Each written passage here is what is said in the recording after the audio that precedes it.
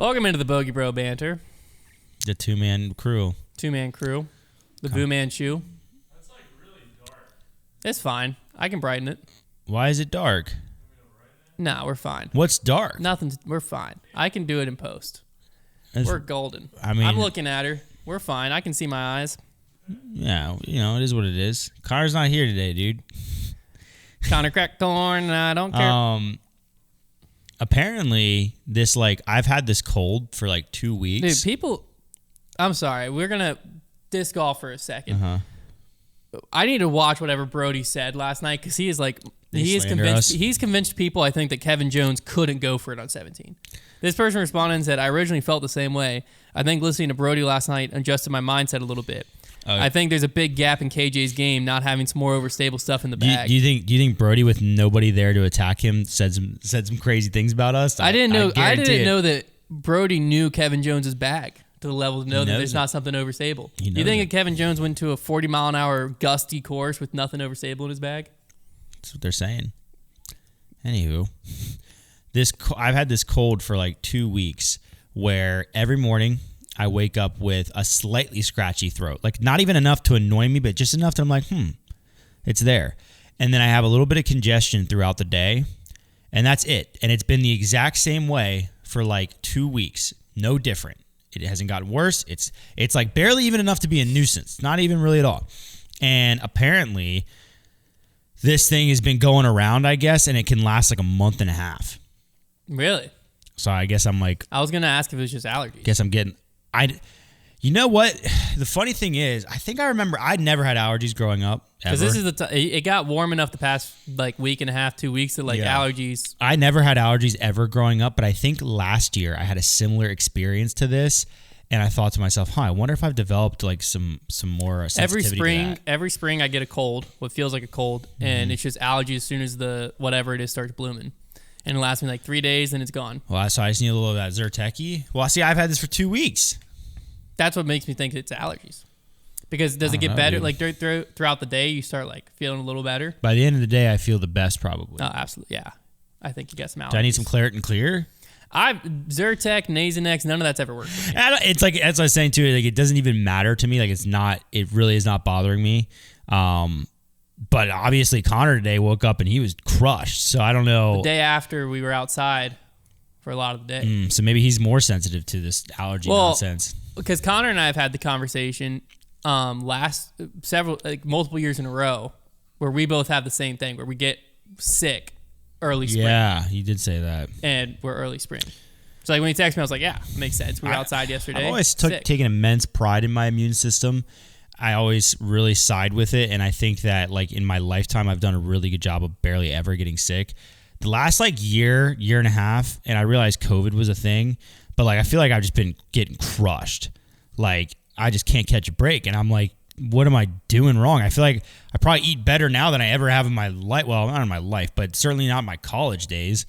So I don't know what the heck's going on, but my body is just, it's like Jake Paul in that Tommy Fury fight. Just getting ran over. Dang, man. You don't have to do Jake like that. My wedding ring's about to rip in half. Look at that. Dang, dude. Didn't you just get that one? No, been at least a year. That's that's got a lifetime warranty, surely. I don't know. Is that one of the nice ones? Liz bought it for me. She bought a pack, but the problem is she bought the wrong size, so they're all too big. This is the only one that fit me in the pack. That's interesting. So I got it. Because I used to just wear the dirt cheap ones from Amazon. Never did this. Yeah, the silicone one I have a pack of them from Amazon. I have to wear silicone. You didn't for the longest time. I wore metal I wore silicone when we first got married. Then I switched to the metal one. But then it started irritating me because I can't close my fingers together. And I like the silicone ones a lot. A lot of times I'll wear them to the beach to where I'm not going to lose that in the ocean. The problem with the silicone is that it's very particular. If you're in between sizes at all, if you go just a little too small, they kind of squeeze you a little bit because of the elasticity. And if you go a little too big, I don't know. That's just how rings are in general. Yeah, that's just I don't like rings, man. The sizing of those things are wild. You gotta fit it over your knuckle, but then my fingers get skinny down exactly. Here. Well, that's the. Can you get a ring fitting to a more precise size than half sizes? Oh, I don't know about that. Like obviously you can like I think do you a can, 'cause size. I can like cut it to. That's what I'm saying. Like they could definitely size it to more precise sizings, but like is that a thing? Can you go in and get a fitting to make it like the perfect fit? But then the other problem is like certain times of the year your hand will that's the swell. other thing, your fingers swell or don't. When it's warm out, your fingers swell up. That's So another like, reason good about silicone. Yeah, it's an absolute rat race. Yeah. Because Gosh, like I dang, can dude. also like I'll play basketball with this ring on and stuff because like Yeah, you're not gonna do any nothing's gonna happen. damage. But like, I think it was in. You ever seen the stuff that can happen with like circular saws and crap, or is it table saws? Like there's certain like machinery that like if you have like a metal wedding band on it, you can lose your finger. I've not seen that. And so, I forget how exactly it works. I'll have to look it up, but like there are certain things that it can catch on and stuff, and you're toast.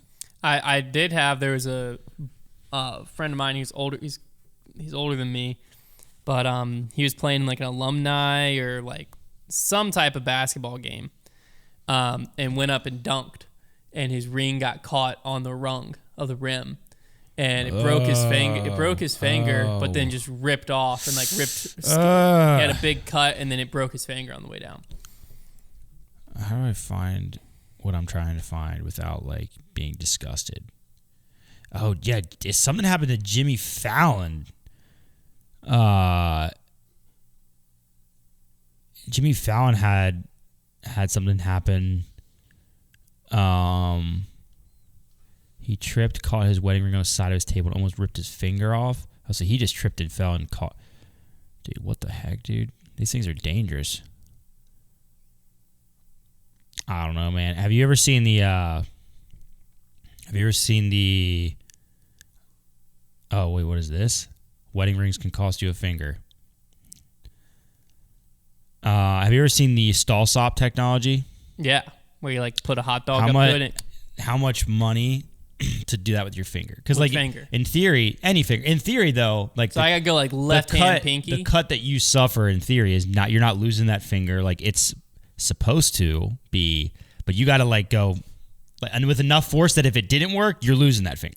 Yeah. So you're which finger? But if it works perfectly, you have a pretty like a nasty cut, but you're all right. But I can like use my left hand pinky finger. Yeah.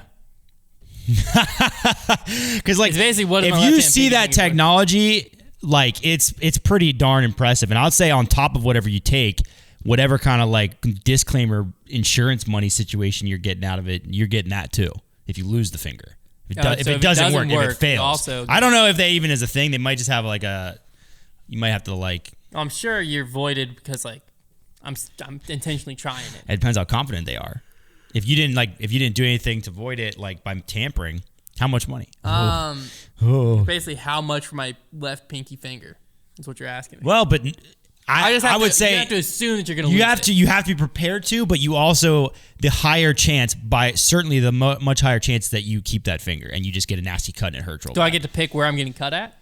No, it's got to be at the base. At the base. The whole thing's gone if you lose it. But you're probably not losing it. Probably not, but you might. It's horrifying to even think about. Ooh, man, it would suck. It realistically, if it works, it's just going to feel like a really bad paper cut until the adrenaline wears off because it's going to be so fast. It's going to be like, zoom, but the hardest part is like you have to do it. Mm-hmm. Like the mental toll of like I have to stick my hand into that check would have to be pretty darn motivating. I think it'd have to be like $1 million. A milli? I think so. Because I think less than that, I would be like, yeah. It's like because $1 million invested. My typing ability would go down the drain if I didn't have my left pinky. I'm trying to think of anything that would matter.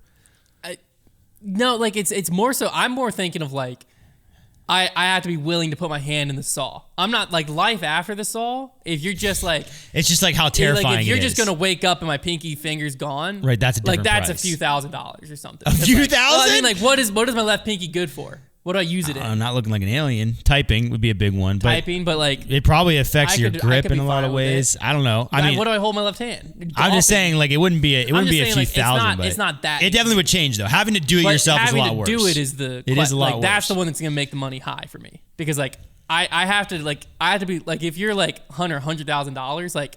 I'm probably like, you know what, to be honest with you. I don't think I'd do it for 100 Like grand. that's life changing, but it's not enough for me to like stick my hand at a saw. I want to know like if what if I stick my stop hand too far in? What if it gets 2 fingers? Does saw stop fail? Now, if you're asking me for something like my right thumb, I don't know if there's a price. Does SawStop ever fail? To this day, the company says SawStop has never been involved in a serious table saw accident and has documented more than 5,000 finger saves. He estimates that saws are 99% effective at preventing injuries. So it's they've got 99%. I'm just watching people in my Twitter replies, and they're like questioning why I'm not coming after Eagle and AB. Very simple answer. They weren't about to win. You're going down another hopeless tunnel right now. I just don't understand it. That's not for you to understand. Like you're standing on the tee of 17. You are tied for the lead. The person in front of you just put it to 40 feet. You can't lay up in that situation. If you're playing to win. You can. You're just banking on someone miss. I refuse to argue anymore. Yeah, I think the stall stop question. Brad, I got a question for you for the banter. You familiar with stall stop technology? Where like it's what? You're not? All stall stop? Yeah. Okay, so the question is, you have to, how much money you can put up whatever finger you want, but you have to like slide it into the saw with enough speed that if it works, the worst thing you're getting is a pretty nasty cut. But if it doesn't work, you're losing the finger. How much money to do that? And you have to do it yourself. I have to do it myself. Yeah. I get to choose a finger? Yeah, you can do left pinky if you want. I'm a drummer, man. I can't. I'm so no. spazzy about getting a cut of my hand. Oh, man. Brad's got drumming skills, so this is tough for him. I would say 500,000. $500K? Yeah, I think that's reasonable. I think it's so tough because if you actually put the check in front of me, and the problem is, like Hunter was saying, like the big problem is like it'd be one thing if somebody just put you to sleep and did it to you, but it's another thing when you have to yourself look at that spinning blade and shove your hand towards it, like because like if you had a check in front of me right now for $100,000 and the saw was right there, I would be heart wrenching trying to decide, but. No way. Well, and here's the thing: you gotta claim that. You're not even gonna see all 100,000 of it. No, this is tax free. It's tax free. They're claiming on their site, that their technology has never had a reported serious injury. They've saved over 5,000 fingers, and they claim 99%, which is like as high as you can claim, safe. So like it's not even like a thing where people are out there documenting it failing. It just hasn't failed. There's such, even that 1%. You just feel like an idiot if it happened, I guess. And here's the thing: if you send it, and it doesn't work, you're losing all your fingers. Let's change this to where you have some kind of stop, like some kind of piece of metal or something, to where you're not going to damage any other part of your hand. I don't know, man. 100,000 is not enough money. I said $1 million to put my hand in there and lose my left pinky, more so because the check has to be big enough that I'm actually putting my hand in there. Yeah. That's the hardest part for me. Yeah, I honestly don't know. 500,000 is not enough. 500,000, like, I think I would have. Imagine how sick you'd feel coming out of there with just a bad cut and $500K though. No, I'd feel pretty awesome. That's what I'm saying. If you skip me, if like someone else does it for me, my check number comes way I'm gonna add down. one more. I'm gonna add one more stipulation.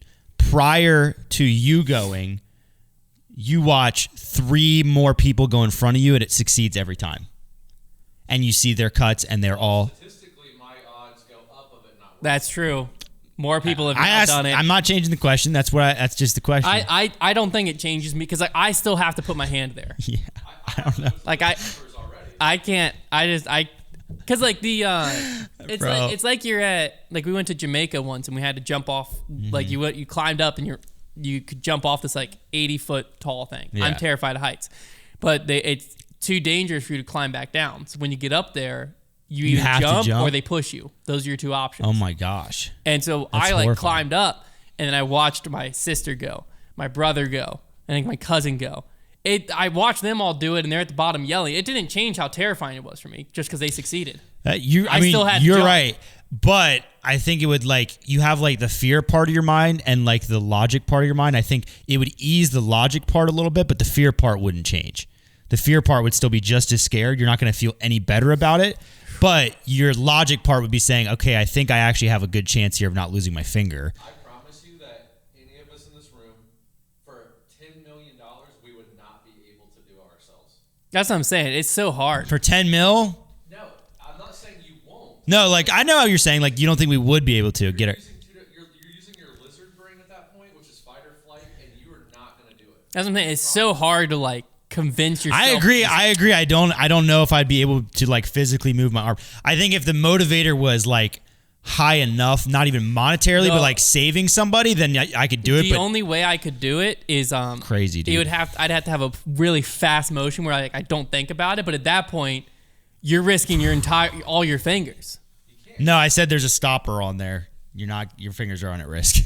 That's a stipulation I added. Oh, okay. Yeah, or you could just do this. Because I feel like the scary part is like if you're doing something and you're like slowly approaching it, which is how I was picturing it. Yeah. That's a lot scarier than like Well, no, it can't be slow, because if it's slow, then you could literally just nick your finger.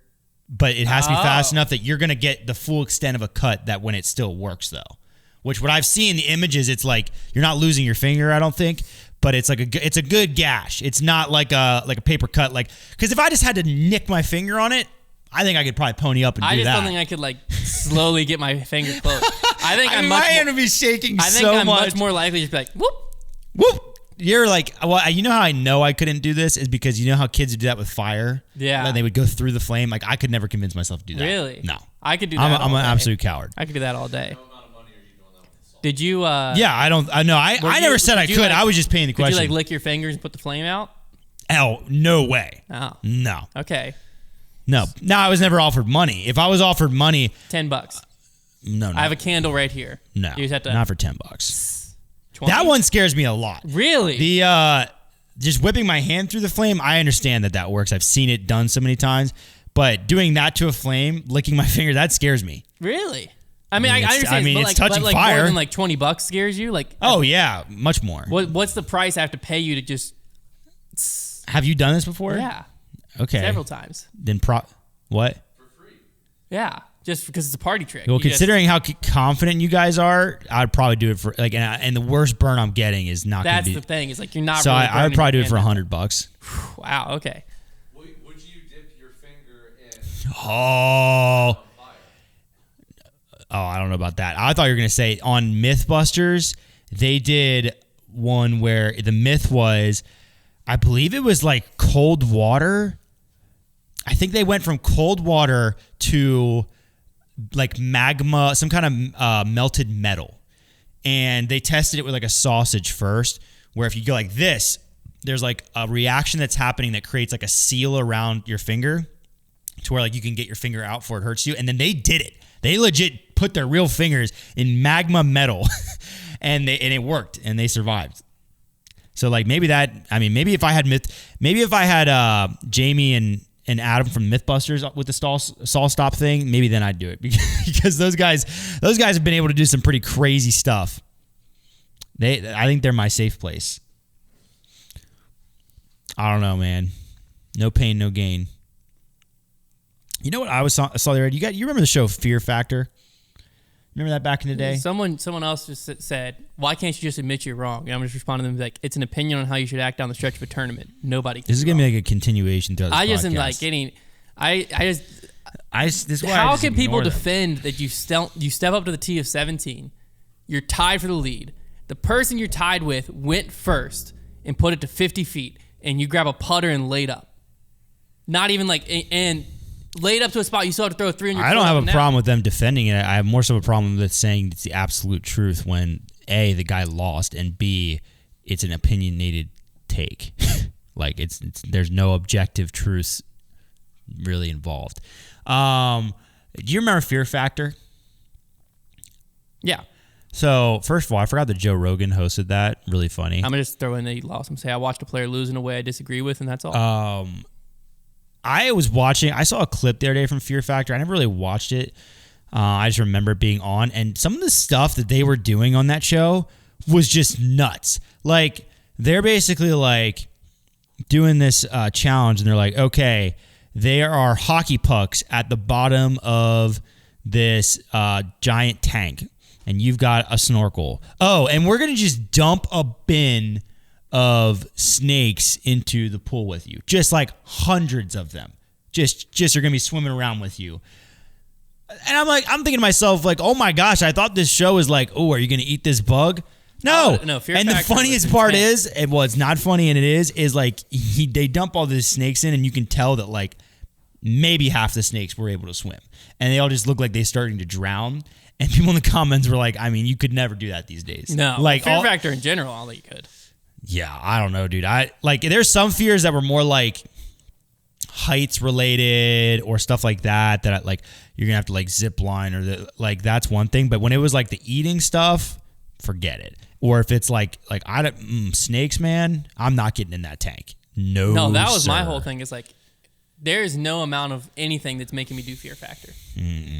Like what in the world? Some people, man, they'll do anything for that TV spot. TV thing. I mean, they got paid too, if you right? could pick, well, there was definitely a prize money. If you could pick one, like of those kind of like challenge-ish reality TV show type things to be on, present Wipeout. or past, you're going Wipeout? Yeah. Wipeout's a high risk, high reward because like no, that just looked fun no matter what. It would be fun no matter what. Although sometimes you see some of those hits and you're like, I think they just broke their neck. Some of the hits look pretty brutal, but like it looked like a good time. It's risk reward because like a lot of times I watch that show and be like, if you had any athleticism, you're making it through. But then there were certain challenges and obstacles that just like, it was kind of just like you had to get lucky to get across. I don't think I'm doing good in Wipeout. I just like it just, across the it big just walls? looks like fun.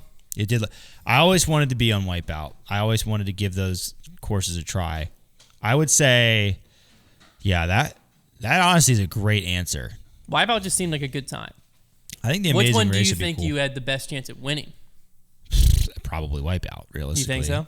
I mean, because like I said, like there was usually no shortage of just like uncoordinated people on that show. So yeah, there was definitely a luck element, but also but Wipeout goes to like the final stage. Yeah, and then you're and half the battle with Wipeout was just people taking forever to swim back up onto the platform. Sometimes, like you saw so many people on that show that if they just hustled, they could fall on every obstacle and still qualify. Yeah, like that. But what I do know, here's the thing about Wipeout that I would suspect happens a lot actually, because if you remember Wipeout, they would cut a lot. Yes. When people were doing their runs. And what I learned, so I used to watch American Ninja Warrior a lot, and I learned from somebody I met that was on the show that sometimes they'll literally just cut people out, even if their time was good enough, just because they want personalities. Well, Wipeout was all about the personalities and the nicknames. So I guarantee you that the times probably had very little to do with who they actually picked. So that could be frustrating. But if it was just straight up times, I'm just jumping off that first obstacle, power swim, freestyle, up the ladder. Like, I'm just skipping the whole thing. Although, I think, what would be the most fun obstacle, you think? Immediately, that giant slide at the beginning of the final obstacle comes to mind. The thing they would start on, like launches just you. fly. That's a good one. And obviously the big balls, just because I have to know. The big balls would be fun. I always liked watching the like ledge one. The where, punch, the bro. Oh my gosh, dude, so a lot of times that was very random, so like it was a hard one to judge. Yeah, they were definitely just aiming for them. Yeah, but that one always seemed like fun. I think that was the one that you saw people almost never get past unless they were able to eat a punch and stay on. Because like you were always going to get hit on that one because they're just controlling it. I think that the dizzy ones always look like a lot of fun where they spin them on that thing before they go. What a show. And back when John Anderson and the other guy, I think it was John Brankus. I think it was two John. Yeah. No, John Brankus was sports science. It was John Anderson and somebody. That original cast was hilarious. And the nicknames, they do like the little Teletron doodles. I'm like, what? Oh. And oh man, there were some just brutal hits too. The worst was like when people would hit like the platforms, because you could tell those were kind of more solid. Yeah, those were solid. Oh man, people go like ribs first into those. Like, yeah, and get folded, and like I'm like that person's seriously hurt right there. I think I would have done well on a like an Amazing Race show, a show like that. Amazing Race, I think that I would love that show, and I'd probably do well, but I don't necessarily have the personality to dominate that show. Because if you think about Brody, a person who did well at that show, he's a guy who just doesn't give a frick. Yeah, he would just like run around town, ask people questions, like do and. I don't know if I have that personality. I think in that... If the adrenaline's going, I might. That's what I'm saying. If you have a camera on you. Well, you have a camera on you. You have a partner. Yeah. I think like in that scenario, I could. Disc Golf Amazing Race? Wait a second. Isn't there an escape room reality show? I don't know. Hear me out. That's the one I would do. I think we do a Disc Golf Amazing Race one of these years. And we have like... like instead of a Creators Cup, we do the Amazing Race, and it's like a cross country thing. There's different courses you have to stop at. You have to like hit certain objectives. It could be insane. That could be nuts. Which we'd have to get a lot of creators that are willing to It'd be buy brutal. in. It'd be brutal. We'd have to get funded for sure. If you want to fund the Disc Golf Amazing Race, click this link. Do I got anything else going on I on just Twitter love yet? that idea.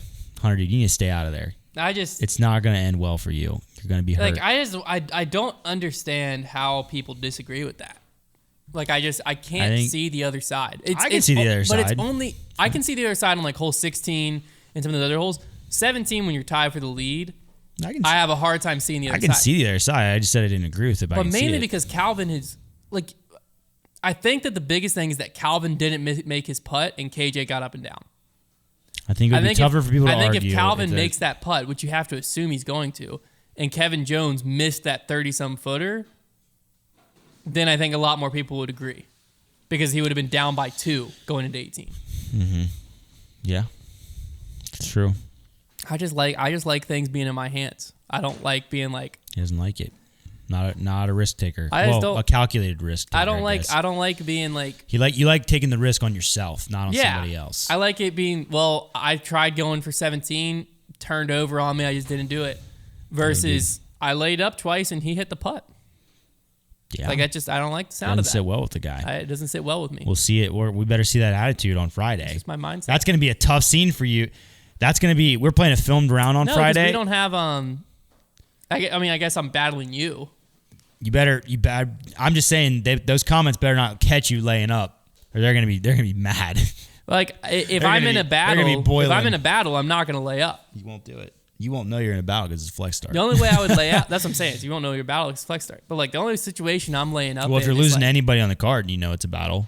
If like I'm battling you, and you're like you 17, if I'm battling you. And it's a tough wind, all that, and you lay up first. Like if Calvin laid up and I'm Kevin, then I understand the layup a lot more. Mm-hmm. If it's a really hard wind, I'm not sure I can get there. The dude in front of me just laid up. I can lay up and we're going to tie the hole. Absolutely, that makes sense. It's more so the person in front of me just put it to 50 feet. I have to put it to 40 feet. My mind won't be changed. So you're going to say a lot of times. I think everybody's kind of sitting where they're sitting, man. Yeah. It's not going to get any better for you. It's just the aggressive person is holding the trophy. I don't understand how people don't see that. That's the toughest part for me. Calvin Heimberg, aggressive player. I do like that it's getting people this riled up, though. Because, like, what I say shouldn't matter at all. Like I'm a 9. If I play the wrong way, I'm a 930 rated player. No, dude. After this weekend. That's true. Yeah, I forgot about that. The rating situation. Coaching. You know, I got my dog tag for my membership renewal. Mm-hmm. They really downgraded. They have things drastically. It looks so cheap these days. They are cheap now. You know, did you see they hit 250 today? Good for them. They sell out of those 250 membership discs. Probably not. Only 50 left. Come on. They're giving out 25% discount for hitting 250. The membership tags used to be kind of sick. I don't have them on my thing anymore, but they were like imprinted, had like the year embossed on them. What year were different they doing colors? That? You didn't see those? I had a membership tag from 2015 all the way. Yeah, I was a member in 2015 with my first year. They were different colors, but they weren't. There was no imprint. It was imprinted. Yeah, feel it. Mine was just flat. No, you can feel the PDGA logo on it. Maybe I just don't remember it. I don't know. I haven't had them. Because that's the drastic difference. Is they were metal. You could feel like it was actually like they were nice. They were nice. Now they're like just plastic printed on. It's a shame, dude. I know. And I mean, it's $70-some bucks, man. 75. Pain. Doesn't you matter. just need to play 7.5 events. Doesn't matter. I'm gonna get it all back when I cash on Friday. I'm just gonna win it all back. Wonder what the winner of MPO is going to take home on Friday. There's a decent sized field out there. There's 160 total players, but maybe like a little over $100. Okay, so I've like walked you through a little bit, not to get this podcast too disc golfy, but I've walked. Connor's not here to do anything else. I've walked you through the disc golf course for Ivy Hill. What do you think is? And there's a 700. There's a few set players in the 700 ratings, few players in the 800 ratings playing this flex start. What's the worst score we're going to see out there? Plus 27. What is that? 68 plus 20s, 88 plus 7, 95.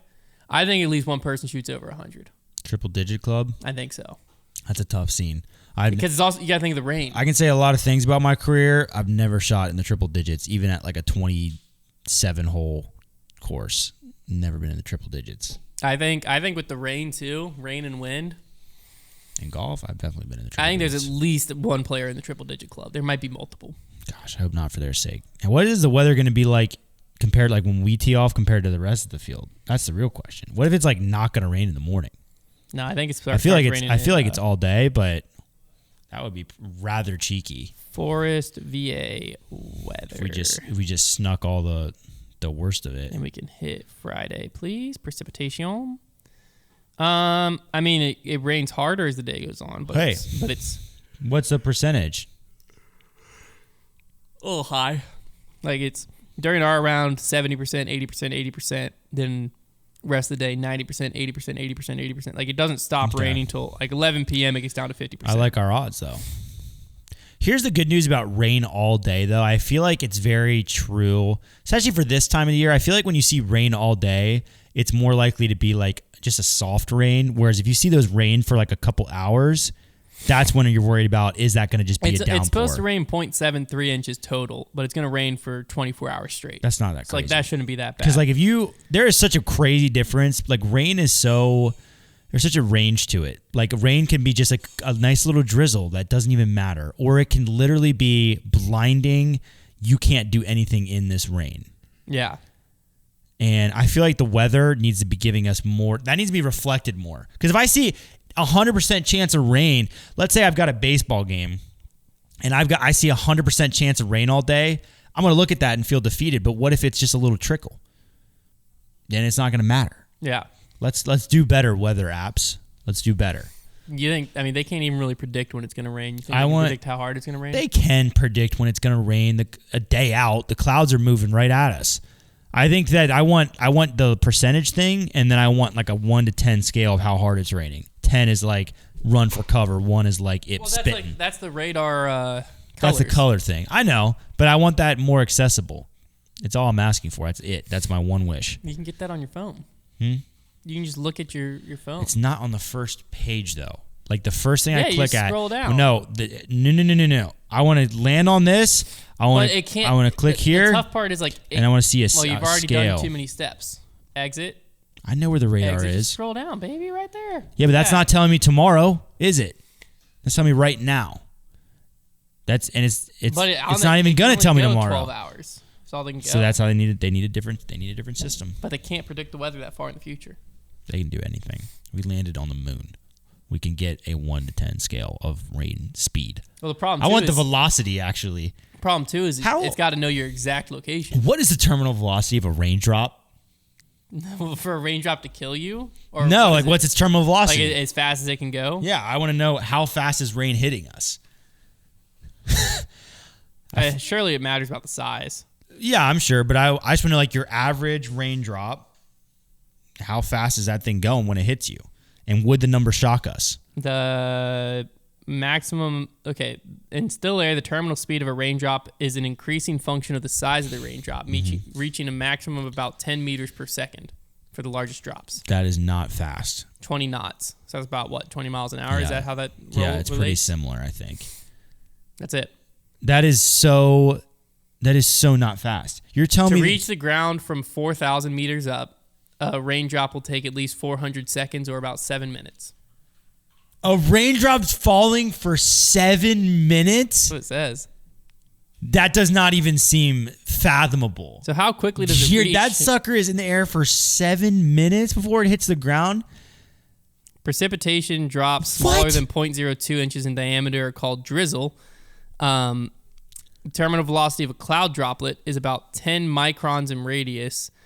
And is about 1 centimeter per second. No way. No way 7 minutes. Like I feel like I can look. Clouds aren't that high. Yeah, they are.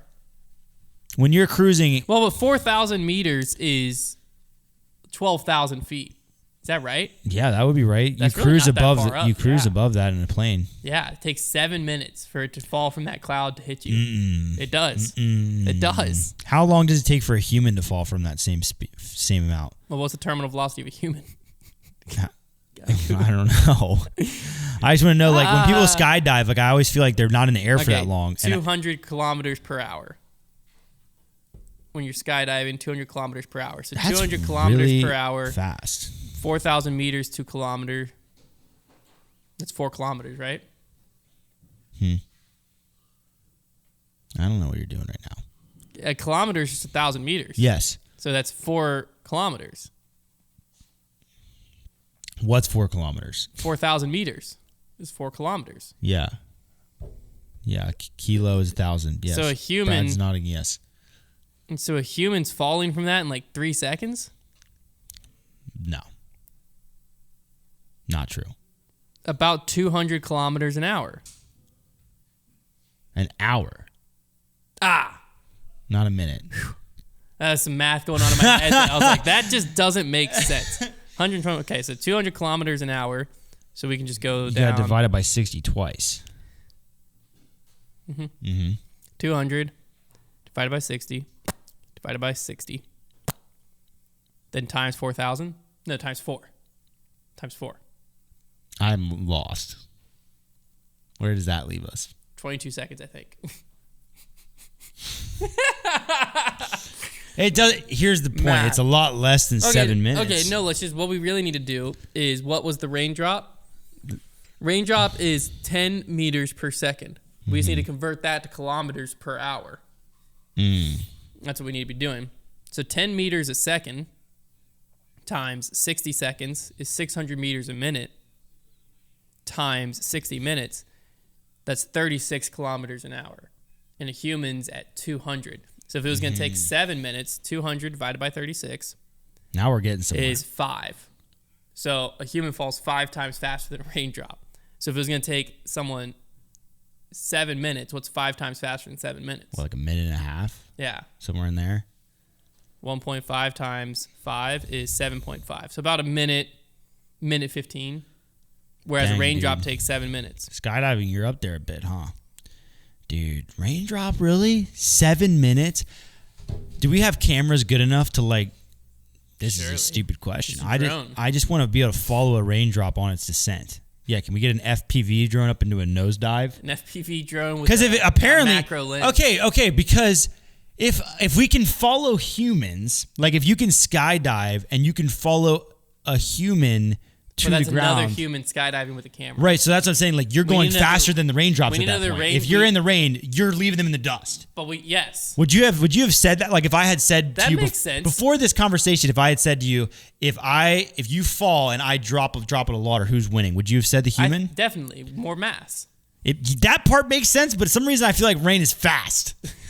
Because by the time it hits the ground, you're like, dang, it's coming down. It's pelting out there. In the rain, you'd be thinking, like, in my head, I would picture that I'm hitting water on my way down. Like I'm hitting the rain droplets. Like that would be, I'm not picturing I'm falling in rain droplets. We are faster than rain. So in theory, you could skydive so and your back would be dry. I want an FPV drone or some kind of drone to follow a raindrop on its entire descent. We really just need to hook up a GoPro to another raindrop.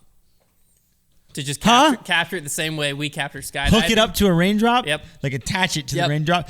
Or can we find an object that falls at the same speed as rain and then have it fall and then it's going to look like the rain is frozen? Whoa. Do you ever jump and try to get the perfect speed so that the rain freezes when it's raining outside? You like jump upwards and it like stops? You've never done that before? Brad? If it's raining outside and you jump, when you're going up, it looks like the rain is frozen for like that split second because you are like canceling out the speed of the rain. You've never done that? No. What? Not moving, correct? Frozen is in not. Yes, not moving. Like it looks like it is just there. Man, you guys are, next time it rains, I know what we're doing. That's a great time. What was the terminal velocity? 10 meters a second? Yeah, we need something that falls at the same speed. We're going to do this. No, we're not. 10 meters a second is so slow. Can we just put a parachute on a GoPro and just make it the right parachute? If you pick the right parachute. So we need free fall calculator. Here we go. So we need to test out different parachutes on a GoPro, see which one is the right speed, and then drop that thing from an airplane and have it fall the same speed as rain. Slow it down. There you go. Well, that's also like the airplane part is tricky. Well, also you have to find the right raindrop because raindrops fall at different rates. We gotta wait for that perfect rain. We'll just have a bunch of different variations of parachute at different speeds. We'll find the right one. I feel like the end result of this would not be very satisfying. It'd be a sick time lapse. 7 minutes. 7 minutes of a rain. Like, no, it'd be like it'd be like an artistic thing. The kind of thing you submit to an art gallery. It's like a digital frame, and it's like POV. You're a raindrop. Like you're falling in the London sky on a foggy evening. And 7 minutes is a long time. If you had the GoPro pointing downward, so you're like following the raindrops down, you could see the cityscape. Now what are we talking about? That's art. That would be a sick view. 7 minutes. More people. I feel like that'd be a really cool shot. Honestly, I'm kind of hooked on this GoPro parachute thing. I feel like that'd be a sick shot of a city to just drop a GoPro with a parachute down towards it. Why not just use a drone? You can get higher. I want this thing dropped out of an airplane, way up. We're going through. You emerge through the clouds.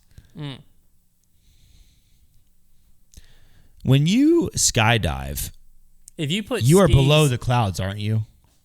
I don't know the answer to that. I say because like nobody's out here getting to go through clouds. I think it depends on the height. In Mission Impossible, that boy went through some clouds. I think it depends on because like someone skydove from or free fall from Felix the edge Baumgartner or whatever. Yeah, so people have gone through clouds. Yeah. I don't like knowing that people have gotten to live my dreams like that. When you're flying, all you ever want to do is reach out and touch those clouds, man.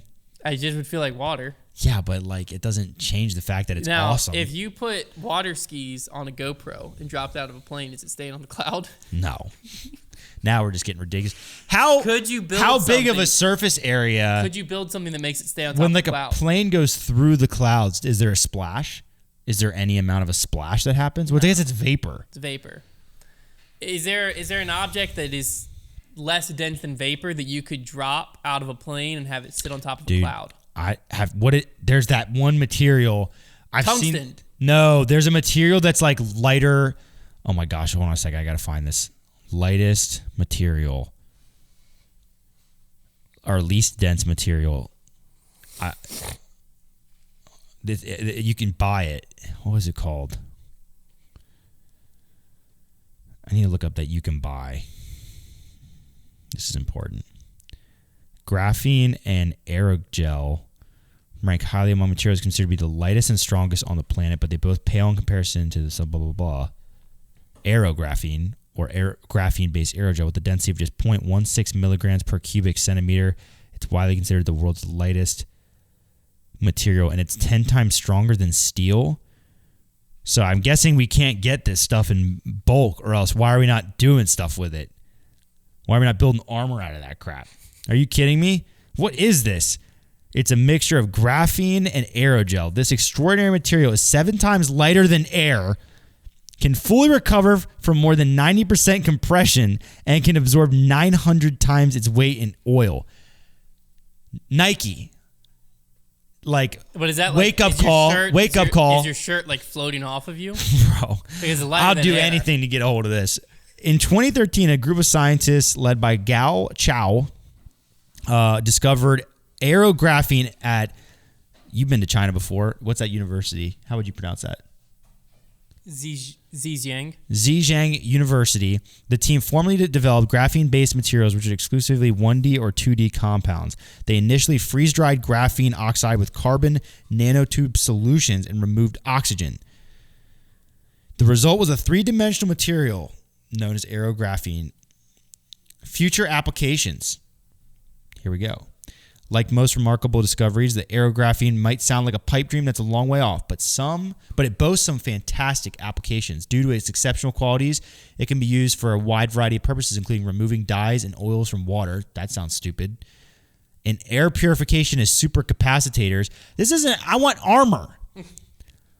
Like, that's lame. And where can I buy one of these things?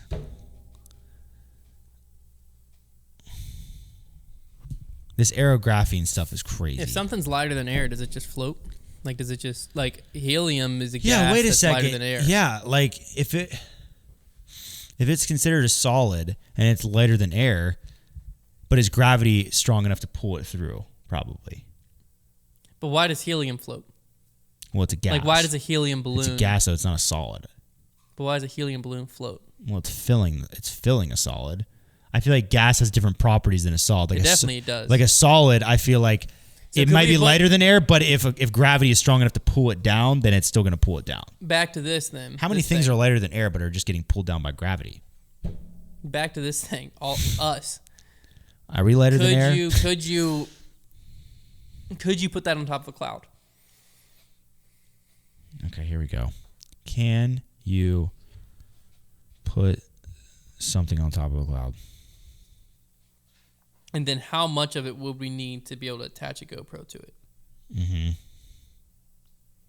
This is the right train of thought to be on. Could I sit on a cloud somehow? That's a core. That's a good question. Let's find out. I'd like to know the answer to that question. These chairs are starting to ruin me. My back hurts so bad. I need to move my mic. Here we go. Let's get it down to what clouds are. Many people think that they're water vapor. They're not. Well, we're already off the wrong foot here. The easiest way to prove this is that water vapor is transparent while clouds are most definitely white. Clouds are a bunch of liquid water droplets that are so small they can be thrown around by the wind. Physicists call that a suspension.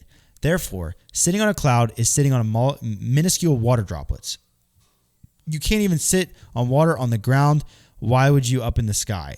Okay, this guy is just not understanding the question. No, because you can sit on it. You just sink right through. It's actually even worse because a lake is 100% water. You get surface tension and buoyancy. A cloud is mostly air in between the droplets, so you would fall right through a cloud faster than you would sink in a lake. So you need a kite. Yeah, dude. It's mostly air. What a hater. How does it feel to touch a cloud? Can you touch one? See, these questions are what I want to know. If you climb a mountain at the right time of the day, you'll be in a cloud. Yeah, have you ever done that? True.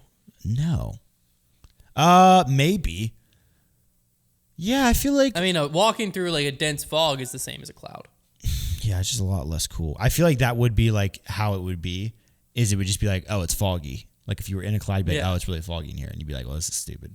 Yeah. I want to be on the edge of the cloud so I can at least see that my hand is going into the cloud and then out of the cloud. I don't want to be in the cloud because then it just feels like fog.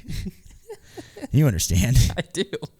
It's such a... Clouds are there's a metaphor for this somewhere. We'll just get you a fog machine. These guys are lame, dude.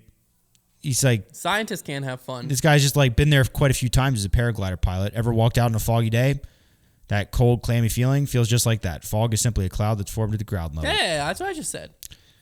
I was on a skydive once when it happened. A cloud appeared below us at about 4,000 feet while we were in free fall. The thing I remember most about it was seeing the ground pop up into view as I came out of the cloud. Yeah, that'd be terrifying. I was high enough to not have any issue with safely opening my parachute, but it was strange to not see the ground and then it suddenly appears.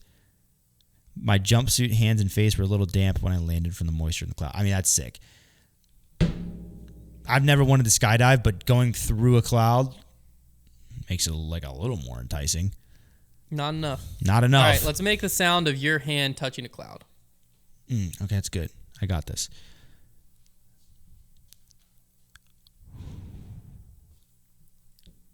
Wow. Was that not peaceful? That was incredible. We're going to start an ASMR podcast. That was incredible. Okay. All right, well, I got a lot to live up to now.